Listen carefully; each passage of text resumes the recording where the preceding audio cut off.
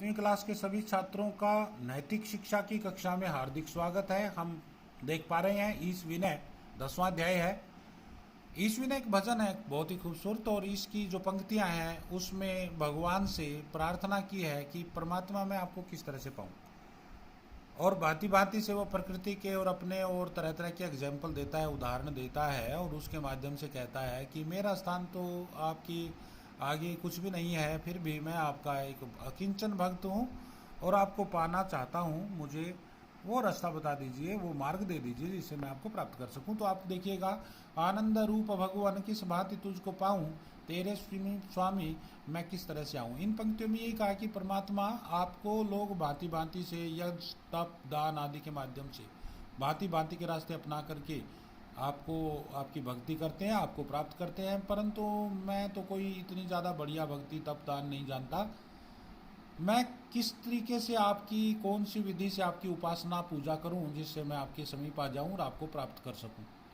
आनंद रूप भगवान, हे परमात्मा आप सच्चित और आनंद स्वरूप हैं, आप आनंद के मूल हैं, मैं आपको पाना चाहता हूं। हे स्वामी, वो कौन सी तरीका या विधि है जिससे मैं आपके समीप आ सकूं और आपको प्राप्त कर सकूं। ये पहली दो लाइनें हैं, और उसके बाद दूसरा जो पद्य है, दूसरे पद्य की पंक्तियां देखें आप, बड़ी सुंदर लाइनें दी हैं। सुख मूल मुक्ति रूपम मंगल कुशल स्वरूपम, घड़ियाल शंख को मैं क्या तेरे सम्मुख बजाऊं। हे भगवान, आप सुख के मूल हैं, मुक्ति के धाम हैं, आपका स्वरूप कुशलता देने वाला है और मंगल स्वरूप है। हे परमपिता परमात्मा, इस संसार में घंटा और शंख को, घड़ियाल में नहीं घंटा यानी घंटी जो मंदिर में बजती है, घंटा और शंख को शांति और सुख का प्रतीक माना गया है।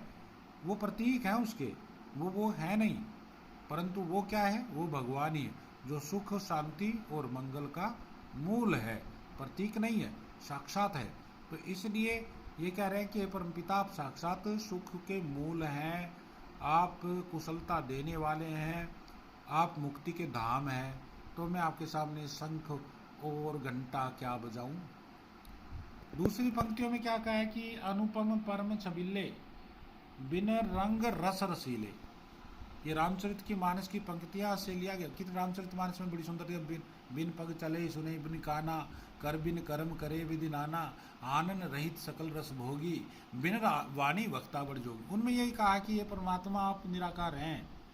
आप क्या कह रहे हैं कि आप बिना मुंह के तो खा लेते हो, बिना वाणी के बड़े सुंदर वक्ता हो, बिना पैरों के दौड़ सकते हो, है ना, बिन कर कर्म करे विधि नाना, बिना हाथों के तारा भांति भांति के कर्म कर सकते हो। तो परमात्मा आप जैसा अनुपम तो कोई हो ही नहीं सकता, क्योंकि बाकियों को काम करने के लिए तो शरीर की जरूरत पड़ती है, बिना शरीर के कोई काम नहीं कर सकता। हे परमपिता परमात्मा, आप बिना उपमा, आप जैसा सुंदर सृष्टि में कोई नहीं है, इसलिए आप अनुपम है और आपकी तुलना किसी से नहीं हो सकती। आप परम छबीले हैं, बहुत ही सुंदर हैं, छैल छबीले बहुत ही सुंदर है।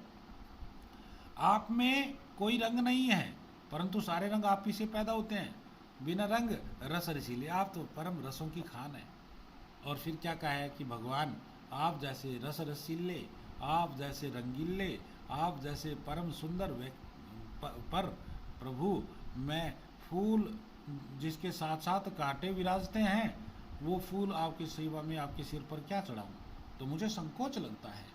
फिर तीसरी नेक्स्ट पंक्तियों में क्या कहा है, देखो, कोटा अनुकोटि भूमि उस पर असंख्य प्राणी। ये परमपिता परमात्मा, ये जो धरती है वो करोड़ों करोड़ों योजन, कोटि मैंने होता करोड़ों, करोड़ों करोड़ों योजन लंबी चौड़ी धरती है, और उस पर असंख्य प्राणी रहते हैं, असंख्य लोग वास करते हैं, और वो भांति भांति से आपकी पूजा जप तप करते हैं, बड़े बड़े भक्त हैं वो। तो फिर प्रभु उन भक्तों में, हे जगदीश, अपना कौन सा नंबर गिनाओ, मेरा नंबर कौन सा आता है, अर्थात मैं इतना योग्य नहीं समझता, उतना भक्ति नहीं करता, उतना बड़ा भक्त नहीं हूँ जितनी दुनिया के और लोग हैं, तो मैं अपने आप में क्या अहंकार करूँ, मैं अपनी गिनती उनमें क्या गिनाऊँ। फिर आगे क्या कहता है, सुंदर भेंट करने की बात जहाँ तक आती है कि लक्ष्मी है तेरी दासी, परमात्मा तेरे चरणों की दासी माता लक्ष्मी है, और अर्थात धन की देवी, सृष्टि का सारा धन माँ लक्ष्मी के अंडर आता है। तो वो आपके चरणों की चेरी, निश दिन मैंने दिन रात, निश मैंने निशा रात्रि, और दिन मैंने दिन, यानी दिन रात आपके चरणों की सेवा करने वाली है। फिर मैं एक तांबे का सिक्का चढ़ाकर कौन सी बात प्रदर्शित करना चाहता हूँ, क्या एहसान जताना चाहता हूँ। अतः मैं तांबे का सिक्का तुम्हारे आगे मैं क्या चढ़ाऊँ, मैं गरीब आदमी, मेरे पास इतना धन नहीं है कि जो माता लक्ष्मी के बराबर उपमा ले सके, आपकी सेवा कर सके। फिर आगे क्या कहता है देखो, छठी पद्य में कि गंगा है तेरी दासी, माता गंगा को नदियों में परम पवित्र और माता का स्थान प्राप्त है, तो वो परम पवित्र जल की धारा वाली माँ तेरे चरणों की दासी है। और मेघों के राजा यानी बादलों के राजा स्वयं इंद्र हैं, तो इतना सारा जल जो दिन रात आपकी आज्ञा के लिए बरसाते रहते हैं, तो तेरे शरीर पर, तेरे शरीर पर मैं 2 चुल्लू पानी चढ़ाकर क्या प्रदर्शित करना चाहता हूँ, अहंकार, अर्थात मैं 2 बूंद पानी तेरे सिर पर क्या चढ़ाऊं। छोटे से दास तेरे रवि चंद्र हैं उपस्थित है, परमपिता परमात्मा तेरे रवि यानी सूर्य और चंद्र बने चांद दिन रात उपस्थित रहते हैं, जो दिन रात तुम्हारी सृष्टि को रोशन करते रहते हैं और करते हैं नित उजाला, मैंने प्रतिदिन रोशनी करते रहते हैं। तो घी का दीपक, एक घी का दीपक जलाकर मैं क्या प्रदर्शित करना चाहता हूँ। बाकी की पंक्ति आगे होंगी अगले अध्याय में। धन्यवाद।